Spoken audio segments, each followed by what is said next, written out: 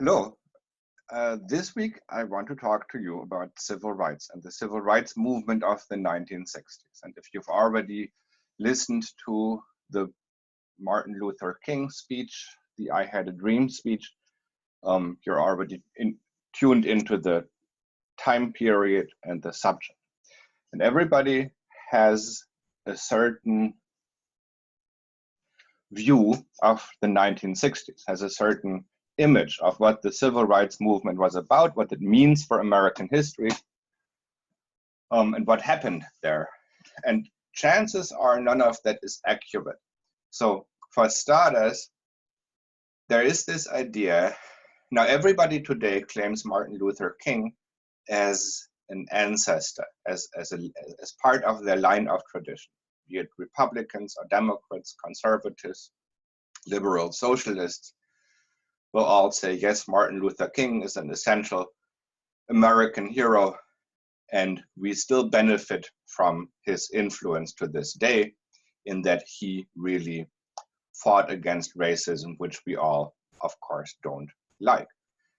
And this is a false narrative. This is not what happened at all. And if Martin Luther King were alive, he would be the first to contradict it. And sadly, he isn't, because he was assassinated in 1968. And this was a great loss that probably threw this country back by decades. But let's look at what actually happened. Because the one part of the narrative here is that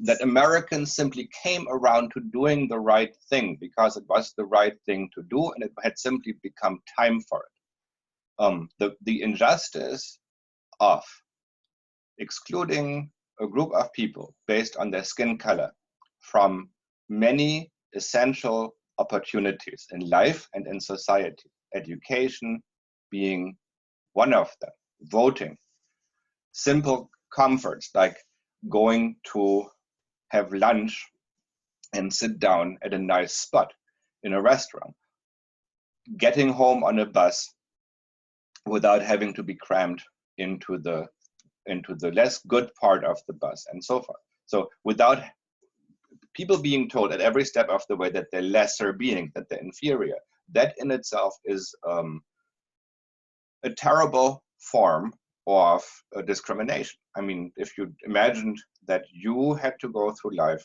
being reminded at every turn that society, the law, and most people consider you inferior, I think that would kind of drive home the point of just how wrong this system of Jim Crow and segregation, etc., was. And then, of course, also the violence. There is the constant threat, like if anybody goes up against this injustice, white, racist society is always ready to use violence to put them back in their place. So it is an epidemic of lynchings. Black men in particular are getting captured by white mobs in the South, but also in northern cities. At the drop of a hat, at the mere suggestion that they looked at a white woman in an inappropriate way, that they didn't move out of the way when a white man was walking, that they said something under their breath to insult a white person. These kinds of minuscule violations of the code of segregation, of the racial order, was met with the utmost vicious violence. And if you've seen pictures, I didn't include any in the lecture, if you've seen pictures of white people in a lynch mob, if you've seen the glee, the lust, the rage, the whole raw drives and emotions in the eyes of the perpetrators, you've seen the essence of white supremacy. And if you compare these pictures of white lynch mobs in the 1950s and 1960s to a Trump rally, you might get interesting results. This is something that hasn't been done explicitly, as far as I'm aware, but I've seen pictures of one and the other, and I find the parallels to be striking. Now, the But the narrative is that this was an evil that we overcame as Americans. And we did because Martin Luther King came along and more or less individually righted things. He reminded America of what we're really about, and he set stuff straight. And not to deny Dr. King's singular importance and influence on getting stuff done for civil rights. But it wasn't he alone. He stood on the basis of a mass movement of millions of people who didn't just show up, but who also did the backbreaking, day-to-day, courageous labor of challenging segregation and racism, even when they thought they would never succeed, especially when they thought they would never succeed. So decades of organized struggle, of people risking their life, risking their property, their jobs, ostracized by moderates, by right-wingers, as they tried in the South to get recognition of their rights. That was the reality. And on that reality, Martin Luther King was able to bundle, along with others, these many, many millions of people working for justice and build a movement. And when he did that, that movement was met with massive resistance by white racists. And it was by no means assured that it would succeed. It was a lucky coincidence that you had a genuine white Southern racist Democrat with a bad conscience in the White House, Lyndon B. Johnson, somebody who in his heart knew that racism keeps down white poor people just as much as it does black people, who had experienced this growing up dirt poor in Texas and making it out of his small town by becoming a school teacher, and then going into politics eventually. So Lyndon Johnson, who was from as racist a background as you can imagine, knew what was at stake. And he was in the White House at the time, and he used that to really advance the cause of the civil rights movement. But he also did this because it was politically opportune. He was a liberal, he was a white liberal, and he also, President Johnson, stands for millions like him who were disinclined to risk anything for justice for black people, for racial equality. But once the cost of ignoring the civil rights movement and of not doing the right thing exceeded the cost of supporting it, was willing to take steps in that direction.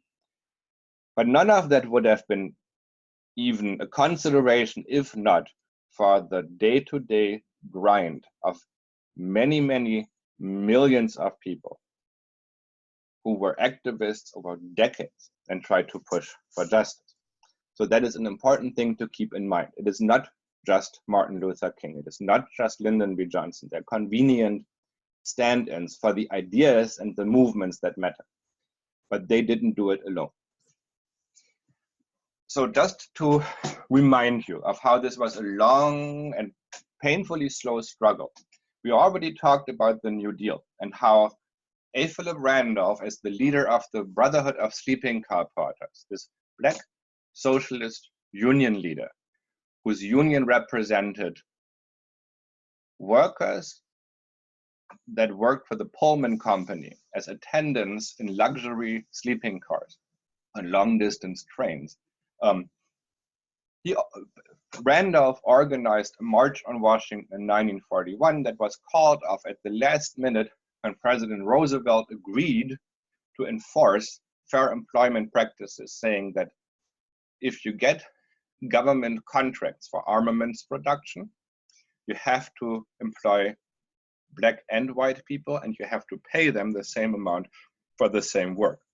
And the momentum of this March on Washington movement in the 40s went into founding in 1942 an organization called CORE, Congress on Racial Equality. And if you recall last week, we talked about Paul Robeson and the concert in Peekskill where the concert visitors were attacked by a right-wing white mob, that concert was part of a series nationwide put on by CORE, by the Congress on Racial Equality.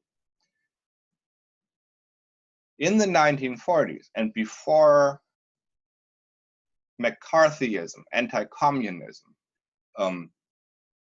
took out many of the people who had been organizing for racial equality and justice, President Truman issued an order desegregating the armed forces. This was one of the reasons why in 1948, and then into the Korean War, his generals were so resistant to him, to the point where they contemplated, as I mentioned, they contemplated overthrowing the government to get rid of him. Some of them. So the Korean War was the first war where, since the Civil War, I should say, where American soldiers, Black American soldiers, fought with equal rights to their white counterparts. There was a sense among the establishment that the racist laws and practices that held together American society, or kept apart American society, were an abomination. And the 1954 decision by the Supreme Court, which had a majority of Republicans at the time, Brown versus Board of Education, declared the segregation of schools to be inherently unconstitutional, in violation of the amendments passed after the Civil War. You might recall that in the 1890s, the Supreme Court had ruled that segregation was legal under the doctrine of separate but equal. Separate facilities did not violate the constitutional standard of equality. This was bogus, of course. The separate schools for Black and white in the South were anything but equal. But desegregation wasn't handed to the people by the Supreme Court. It also took organizing. And in fact, the Supreme Court took the case of Brown versus Board of Education because the National Association for the Advancement of Colored People, or NAACP, which had been founded around 1900 by W.E.B. Du Bois, had looked for people willing to bring a lawsuit and then take the litigation all the way up to the Supreme Court with lots and lots of preparation and groundwork. So without activists on the ground literally willing to get their heads bloodied by demanding to be let into the school for white people only, Brown versus Board of Education wouldn't have had a case to rule on. Now, outside of the United States, the decolonization of Africa added a foreign policy imperative, which I talked about last week. If you have lots of resource-rich African nations just emerging from European rule, who look to the United States and see nothing but racism against Black people, you are going to see a socialist Africa aligned with the Soviet Union pretty quickly.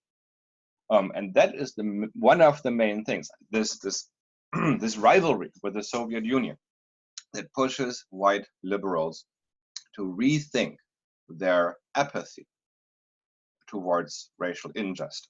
So the freedom rides are a turning point. In 1961, the freedom rides challenged the segregation of buses, interstate buses, which is important because the federal government under the Constitution can regulate and influence a whole lot more of stuff that happens to cross state lines.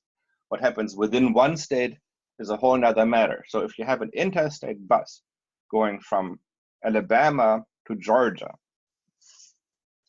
you can scandalize the segregation of that Greyhound or Trailways bus in a much more effective way than you can a city bus in Montgomery.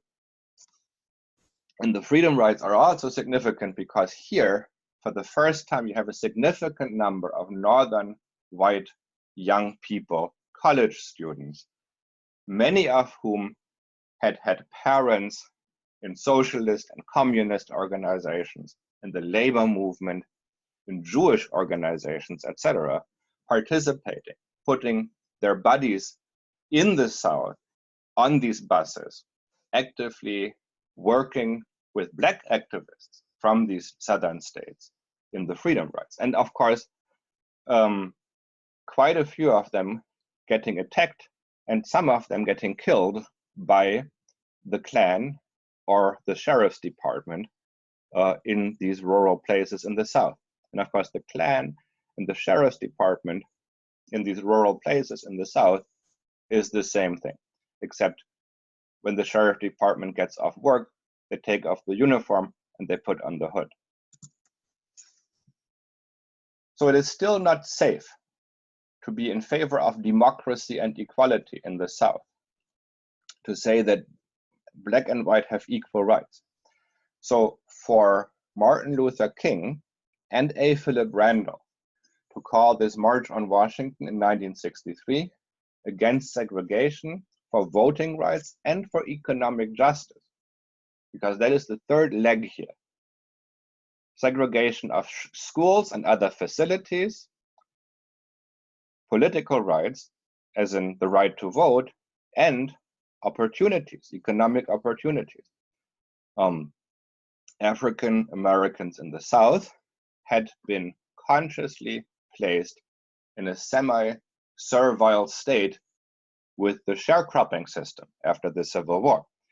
They were trapped, they were stuck in perpetual financial dependency, working for the landlord without ever being able to accumulate any money for themselves. So this means that the bulk of the Black population in the United States has never had the chance to build capital, to build money, to do things economically as any other group has managed to do. Even the poorest of immigrant groups, like the Irish, eventually were able, because they were not systematically relegated to one low-income segment of the labor market, to build themselves up so that in 1961, you could actually elect an Irish American, John F. Kennedy, as president. Now, in the same year, where King gave his famous "I Had a Dream" speech, John F. Kennedy was assassinated. And this, not to be sarcastic or cynical here, this turned out to be a blessing for civil rights, because Kennedy was a liberal from Massachusetts. He couldn't have gotten away, and he didn't see the urgency of advocating for civil rights in the South the same way that his vice president, Lyndon Johnson, did. And Johnson had more of a conviction and more influence and more drive to actually pick up this issue than Kennedy could have mustered. Moreover, Johnson could always wave the bloody shirt, as they say in politics. He could always say, and this is what our president was killed for. He was for justice, he was for equality. If you want to honor the memory of this Kennedy, President Kennedy, who was assassinated, you better vote for this legislation to make things right. And he used that moral pressure very, very effectively. So from this point onward, there was the leadership in Washington, Johnson, and the leadership of the movement, King and others, were basically tossing the ball back and forth. They were not playing on the same team exactly, but they did cooperate in a way. So the movement stepped up its attacks on racist practices and institutions in the South. First, in Birmingham, Alabama, a big push to desegregate. And then Johnson took up the issue and made it into legislation for Congress to pass. So in 1964, in response to the campaign in Birmingham, we get the Civil Rights Act. Then, 1964 and 65, the movement attacks the exclusion of African Americans from voting And so there is a voter registration drive in Selma, Alabama. And when the local authorities deny registration to Black voters, Johnson pushes for the Voting Rights Act. Now, the third leg of the civil rights movement was economic justice.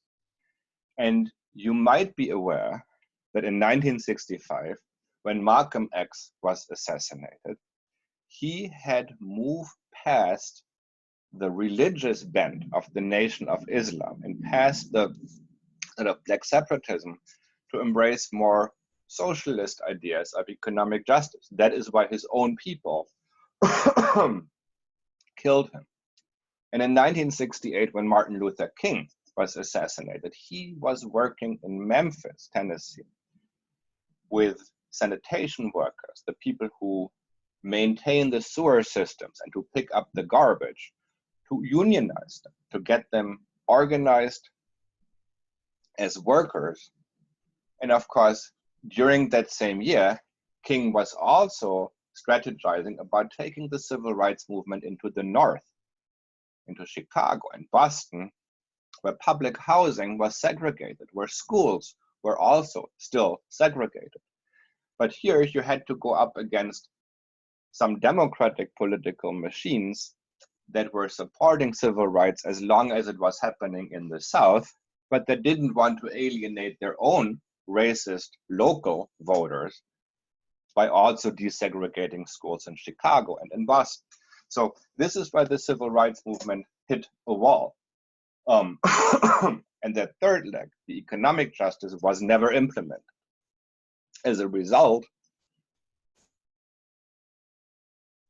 the social and political equality was resting on far more shaky ground, as it turned out in the long run, too shaky to maintain.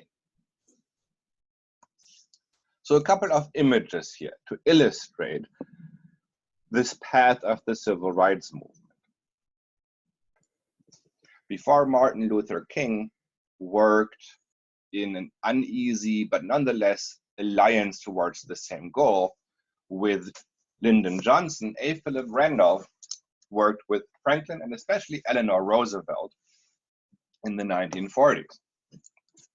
And of course, as part of the result of his efforts, the Congress on Racial Equality came into being and kept pushing for desegregation and all those things. So here you have Paul Robeson smack in the middle of the picture, see him here, picketing outside of the White House to extend the federal effort for racial equality and justice, to use the power of federal law enforcement, for instance, to go up against lynch mobs. As is in the 1940s, only the Black newspapers, here the Chicago Defender, and there's another important one, the name of which eludes me now, in Baltimore, papers published by Black editors and for a Black population in these cities, they are the only ones who are covering lynchings. They cover each and every lynching. You can look in the New York Times, you can look in the San Francisco Chronicle, all you want. You're not going to find it mentioned. It is as if it hadn't happened. So this is the degree to which white society, liberal, conservative, whatever, ignores these things.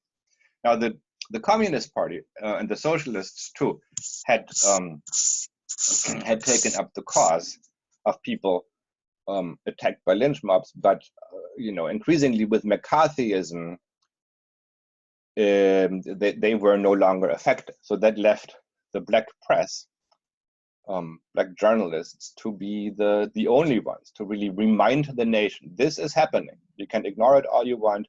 It's happening on the daily basis. People are getting killed because of this system of racial segregation. And to scandalize the segregation and the effect it had on individuals, too, was largely left to Black organizations. What you see here is a Black schoolhouse, under the doctrine of Plessy versus Ferguson, separate but equal. This was supposed to be a perfectly good facility. And as you see, there is not enough of anything for the kids. They're all in the same room. Hardly any teachers to see. Few of them have books. Many of them don't have chairs to sit on. Certainly no desk space. There is one wood-burning stove for heat in the middle. This is a daycare storage facility. It's not an educational institution. So this is the denial of a basic education to one group of people because of their race. Now the white schoolhouses look more like this. And there you have a decent teacher-student ratio. But the racist white South is committed to keeping this exclusive to the white population. And what you have here is a rally by people who are opposed to desegregation, who want to keep the schools and the vote and America white. Notice the signs. Race mixing is communism. This might remind you of what I talked about last week, that the racist movement tried to hitch their program to the overarching goal of defeating the commies, saying that civil rights is just another form of communism. Here, another sign important to read is Stop the Race Mixing, March of the Antichrist. And if you've been around the Central Valley, you might remember, or you might be aware, that after 2008, in some places, it was common knowledge that President Obama was the Antichrist. No apparent self-irony, no sense of reflection. This was simply a known fact. Obama is the Antichrist. So this sets up the struggle against civil rights as one against communism. And therefore, anybody advocating for civil rights was probably un-American. Now, Rosa Parks, shown in this picture here, had been an activist in the 1930s. She had been in all these organizations on the left and in the labor movement in Alabama. So she wasn't just a little old lady whose feet were tired when she refused to get up off the seat. This is another example where the civil rights struggle is highly individualized. It is as if Rosa Parks and Martin Luther King just descended from heaven to do what was right, and then kind of, smiled benignly and moved on once Americans did what was right. No, Rosa Parks had been working as an activist for decades against segregation, against lynchings, and so forth, in the local chapter of the NAACP in Birmingham. And when she sat down in the bus and refused to get up, they had been discussing this in her group, in her NAACP group, for months. They had trained, they had planned for how to conduct yourself when you're getting arrested, what to say, and so on and so forth. So she, it was just the one question that was open was, who is going to do it? When is the right opportunity? And she's the one who decided this is probably the best time. I can do this today. So let's go through with it. But she wasn't alone. She had, for instance, E.D. Nixon, shown here on the left and mentioned by a previous presentation. E.D. Nixon, who was a Pullman porter, who belonged to A. Philip Randolph's Socialist Black Labor Union of railway employees. He was the chair of the NAACP chapter, and he and Rosa Parks were the leadership of that chapter. And many, many more people worked with them. So when a young minister who had just started work in Montgomery, Alabama, Martin Luther King, shown here at the pulpit on the left, joined the bus boycott, declared his support, and opened the doors of his church for the gatherings of the people supporting the boycott. And it's not just gatherings, it's also planning, distributing leaflets, picketing, getting ride shares. People still need to get to work, or else they're going to lose their jobs. So the people who do have cars organize ride shares that people can still get to work. All of this, Martin Luther King opened his church for that, which is not to be taken for granted, because historically, Black ministers have paid for their recognition as respectable members of the community with acquiescence. They have often bought into the premises of segregation and told their parishioners to just go with the flow, not do anything about it, wait for justice in the afterlife, and so forth. So the Black churches were not, and in fact, in the North, in Detroit, you might remember this from when we discussed Henry Ford, Black ministers were almost like the labor agencies for Ford. In exchange for support from Ford, and in exchange for jobs for the members of the congregation in Ford's factories, the ministers delivered Black voters for the Republican Party and Black strikebreakers against the Union. So for King to step away from that historical role of Black preachers as enablers of segregation, as profiteers of segregation, is in itself remarkable. He's not the only one. There's other clergy too, especially the younger generation who's doing that, but it's remarkable nonetheless. For this, King was targeted and smeared as a communist. What you see here is a billboard that went up in Montgomery during the bus boycott, and it shows a photograph, which isn't doctored, with Martin Luther King in the audience of a seminar at the Highlander Folk School in Tennessee, which is a school set up by unions and by socialists to train people for their work in the labor movement, in the women's rights movement, and in the civil rights movement, in how to engage in civil disobedience, how to organize a picket line, how to get leaflets distributed, and so forth. So it's a training school for progressive social movements, and King learned about how to do a movement for change at that school. So that part is true. His attendance at these seminars, however, made it evident to his opponents that, see, here he is congregating with commies. And by the way, what you see here, the scene, which might not register with you, the scene you see here is a criminal act. Why? Well, see, these are white people, these are Black people. There's white women right here, Black women, men, women, white and Black, all in the same room attending a political meeting. Yes, that is a crime under the laws of segregation. So in Alabama, the police could have just arrested this whole bunch and sent them to jail for breaking the Jim Crow law. Now, what does this dog have to do with all of this? You might think, oh wait, this is probably the wrong slide. No, this is Laika. And she has an important role to play in the civil rights movement indeed. She was the first mammal in space. And in 1957, she went there in this little capsule, shot into space by the Soviet Union.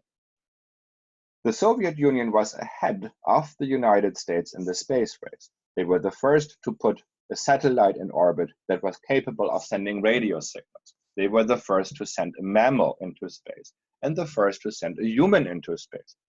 It is only when it came to getting to the moon that the United States beat the Soviet Union by a little bit. And of course, now we know, and this is especially mind-blowing, that who did the mathematical calculations so that the rocket going to the moon would not blow up and would actually get there and back in one piece? A Black woman working for NASA as a mathematician and getting no recognition for another 50 or 60 years. If you've seen the movie, you know what I'm talking about. Anyway, so this is the Sputnik shock. Sputnik is the name of this little guy, the satellite probably about the size of a football, shot into Earth orbit by the Soviet Union, and then sending a little radio signal back to Earth for a couple of days and circling around the Earth without crashing back down. This was a huge, huge, huge step. The first man-made object in space. And it drove home the point to the American public that the Soviet Union was ahead in educating people, because they had removed all barriers of race, religion, ethnicity, and class to people's access to education, both basic and higher. Women, Jews, Central Asians, anybody who under the Russian government of the Tsar had been unable to get an education, anybody could now work their way on merit through the educational system to become a scientist, an inventor, a philosopher, what have you.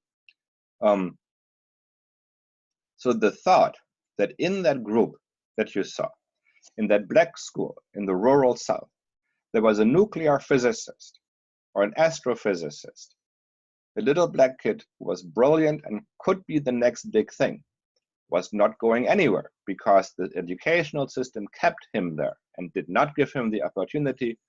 That became a scandal. Not because anybody cares about black kids in the South who are from poverty, who live in poverty, but because of the quote unquote national interest in beating the Soviet Union. Add to that what I already mentioned repeatedly, the decolonization of Africa. And African leaders consciously looked to the United States. Imagine the embarrassment in 1961, and this gathering here is happening in Ghana, the first nation in Africa to really become independent. W.E.B. Du Bois, the founder of the civil rights organization NAACP, an old man in his 90s, was denounced as a communist and had his passport confiscated in the 1950s. And as soon as Ghana became independent, his friend, the historian Herbert Aptheker, likewise removed from his teaching position because of his affiliation with the Communist Party. The day that Du Bois received his passport back, Aptheker drove Du Bois to John F. Kennedy Airport and saw him off on a plane to Africa, where he lived the remaining 2 years of his life in freedom at long last. So this does not look good for the United States. Or not just Africa. Here's another anecdote. When India became independent from Great Britain in 1949, the foreign minister of India traveled to New York to attend the United Nations, and he crossed the Pacific Ocean. Planes back then couldn't travel more than 2 or 3 hours without refueling, so you had to stop over many, many times. One stopover was in Dallas, Texas, and the foreign minister of India was told, "You go over there, that's the colored waiting room. We don't want your sort in the good waiting room for white people." So that does not look good.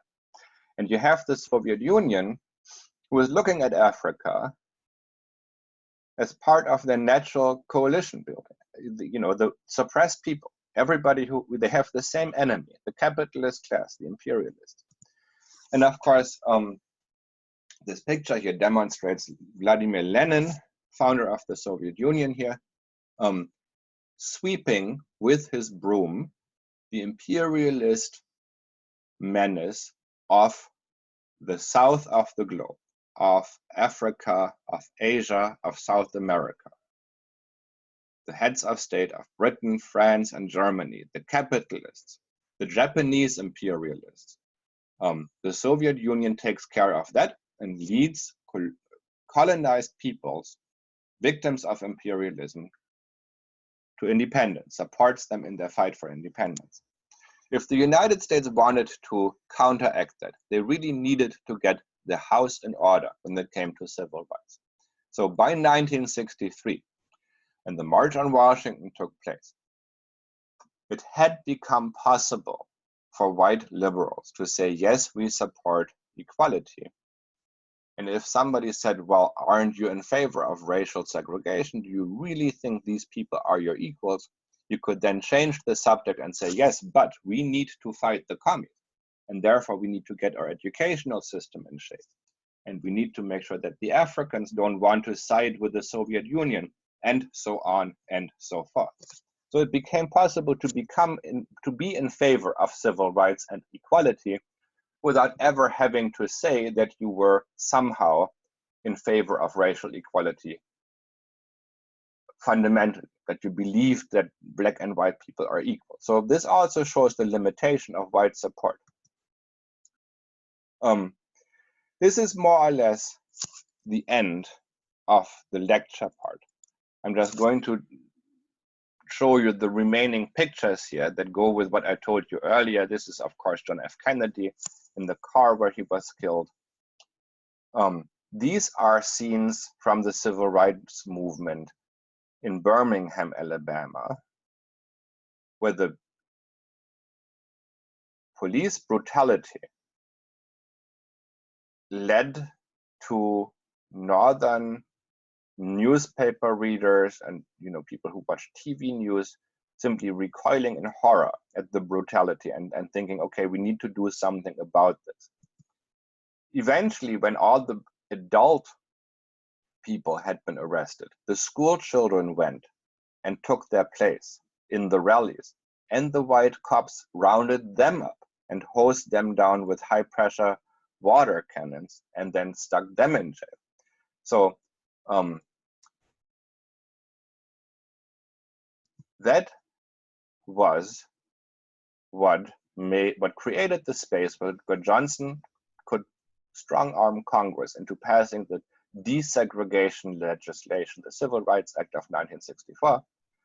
And then after that, like I said, this, if you've seen the movie Selma, this will be familiar, where the civil rights movement organizes a march to the county seat from the city of Selma to go and get people registered. And the people coming off the bridge in this picture, if you turned around where the photographer is standing, if you turned your back, then this is what they would see. It's a posse of hastily deputized hoodlums and goons, a racist mob and sheriffs with sheriff's badges. Pretty much what I said earlier, it's a thin line between the Ku Klux Klan and the Sheriff's Department. And this is what happened a few minutes later. So this too scandalizes race relations. It scandalizes the sheer inhumanity of the regime in the South, of the white racist power structure in the South. Eventually, the movement in Selma tries again, and they do get to march. And then they're told when they get to the registrar's office, sorry, you people can't vote here, go back home. And in response to that, the Voting Rights Act of 1965, which gives the federal government enforcement powers against local jurisdictions that deny the right to vote to African Americans. Even if the local law says, oh no, this isn't about race, it's about something else entirely. We wouldn't discriminate against people based on race. Just so happens that everybody who's black doesn't get to vote here, but it's because they don't meet the literacy test or they didn't file the paperwork on time. What are the chances? But that's the reality. So there's an anti-bullshit provision in the law, essentially, where the government can say, no, look, the result of your deeds is to keep all the black people away from the polls, or 90% of them.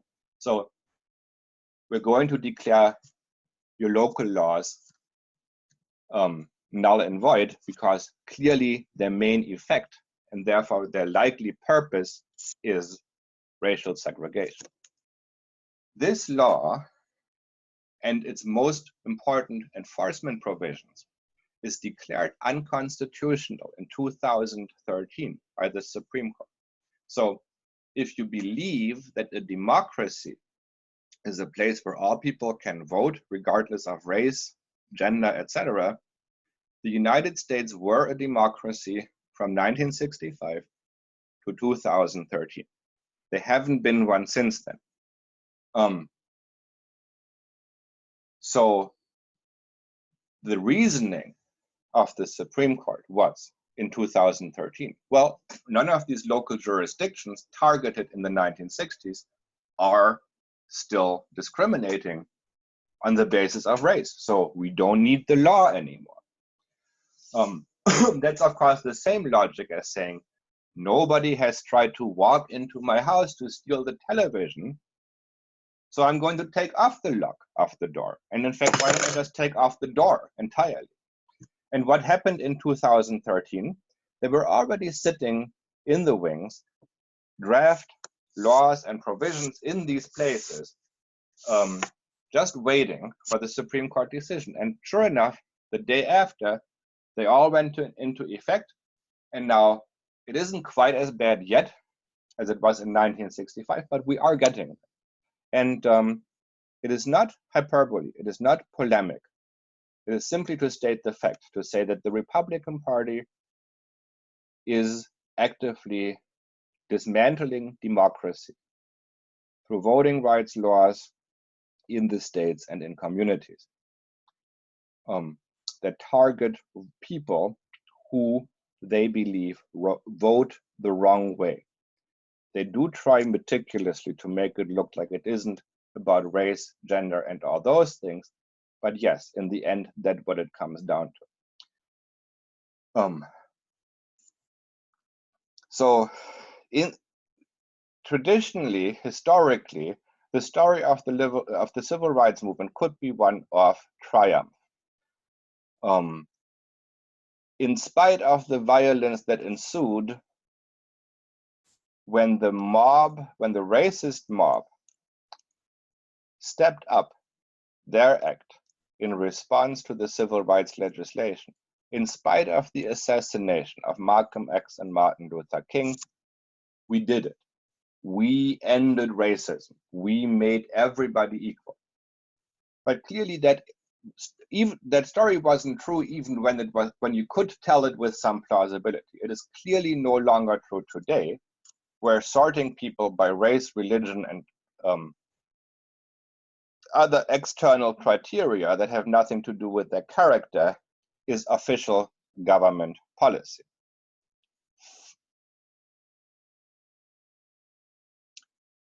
So I'm going to end this here. This is probably already far too long, and I hope I've left something to discuss for the group that will be presenting. So thank you for your attention, and I'm